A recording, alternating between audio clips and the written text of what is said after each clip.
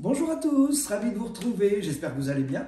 Moi ça va très bien, chaque fois que je suis avec vous d'ailleurs ça va très bien, c'est-à-dire que je suis là pour vous transmettre et c'est merveilleux. La réincarnation, ça c'est un grand sujet.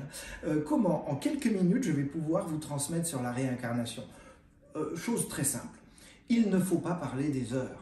D'abord parce que si je parle pendant des heures, vous allez oublier ce que je suis en train de dire et surtout, vous allez déconnecter de la réalité même de ce que je suis en train de vous transmettre. Alors j'essaie toujours, sans notes, oui, je le rappelle quand même, mes vidéos se font sans notes, je n'ai pas appris un texte, je n'ai pas de prompteur, je fonctionne comme dans mes consultations, à l'instinct, avec ce que je reçois, les messages que je peux capter, que je peux recevoir, et surtout, bien sûr, les choses me viennent très naturellement, puisque c'est ce que je vis moi dans le quotidien depuis tellement d'années. C'est quoi la réincarnation?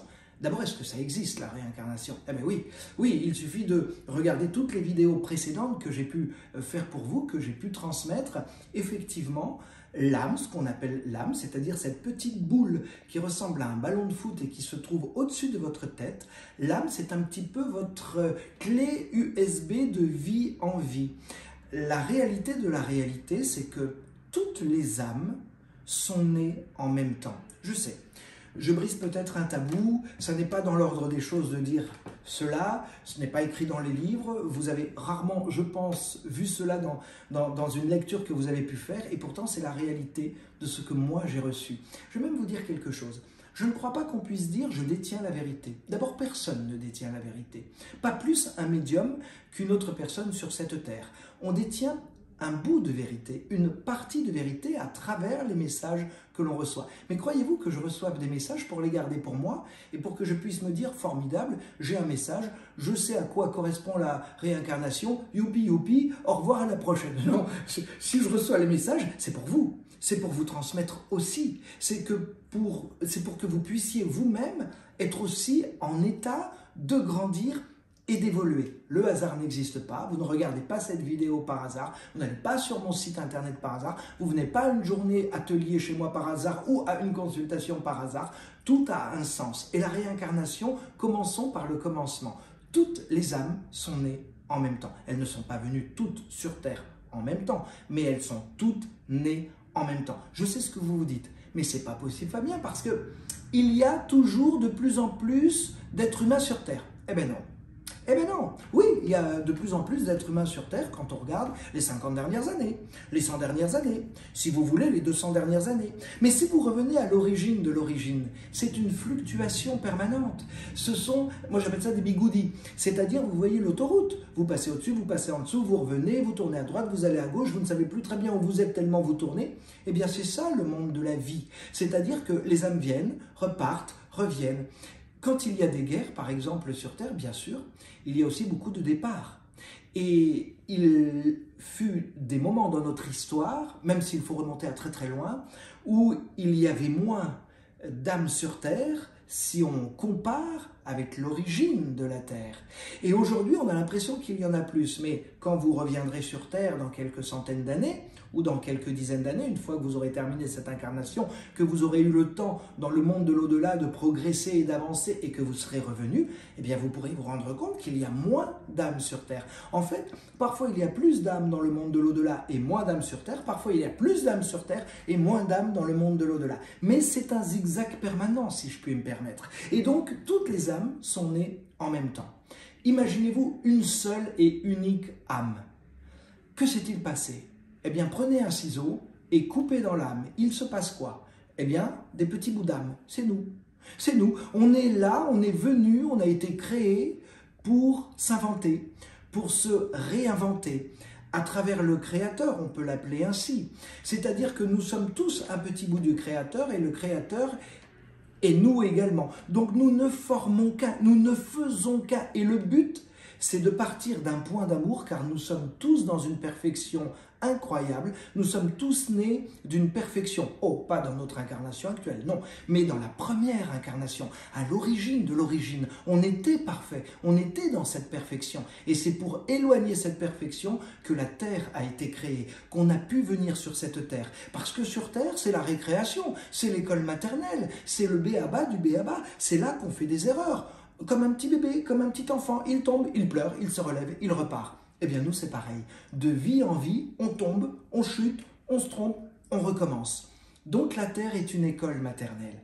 Et quand on vient sur cette Terre, on prépare l'incarnation qui va être la nôtre. Et effectivement, au fur et à mesure, d'incarnation en incarnation, on perd cette perfection. Parce que sur Terre, on est dans ce qu'on appelle la matière, donc forcément dans quelque chose qui est un petit peu lourd, et on vit avec les pensées terrestres. Et surtout, on vit tous mélangés. J'en ai déjà parlé de cela dans une précédente petite vidéo. Dans le monde de l'au-delà, les âmes se ressemblent. C'est-à-dire que si vous êtes à un niveau spirituel qui est le vôtre, vous n'aurez à votre niveau que des âmes qui vous ressemblent. Vous ne pourrez pas avoir des âmes contraires à votre évolution spirituelle, là où vous allez vous retrouver dans le monde de l'au-delà. C'est une chose importante, essentielle, qu'il faut savoir et qui va vous permettre de grandir et d'évoluer. Je vais aller plus loin, je vais vous révéler ce que moi j'appelle des secrets spirituels. Mais vous savez, il ne faut pas de mise en scène. Je déteste les mises en scène. Il faut être comme on est. La spiritualité, c'est simple. La médiumnité, c'est simple. Quand je vous reçois en consultation, je vous reçois simplement, comme je suis, avec mes habits civils, avec un petit bureau. Parfois, il y a une bougie. Parfois, je n'ai même pas besoin de bougie. Et il n'y a rien d'autre que la médiumnité, que les messages que je peux recevoir en voyance, que les messages des défunts que je peux recevoir en consultation spirit. Eh bien, la vie, c'est ça. Il n'y a pas de secret. Les hommes veulent des secrets, aiment le suspense, aiment les secrets, essaient de faire comme s'il y avait des secrets. Je ne suis pas détenteur d'un secret. Je ne suis pas au-dessus de vous, je suis au même niveau que vous et avec ma passion qui est la mienne, je vous transmets avec force tout ce que je peux savoir. Mais une chose est essentielle. Quand vous venez dans une nouvelle incarnation, vous allez d'abord choisir un corps humain. Un corps.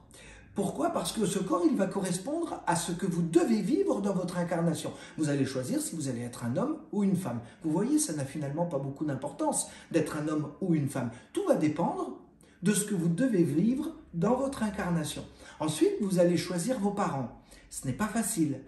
Je dirais que la première idée est quand même d'aller faire toc-toc à la porte des parents qui ont été nos parents dans notre vie précédente. Même si on a eu parfois des mésententes avec ses parents.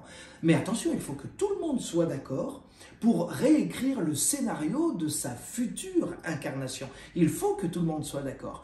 Si nos précédents parents sont d'accord, on va peut-être inverser les rôles.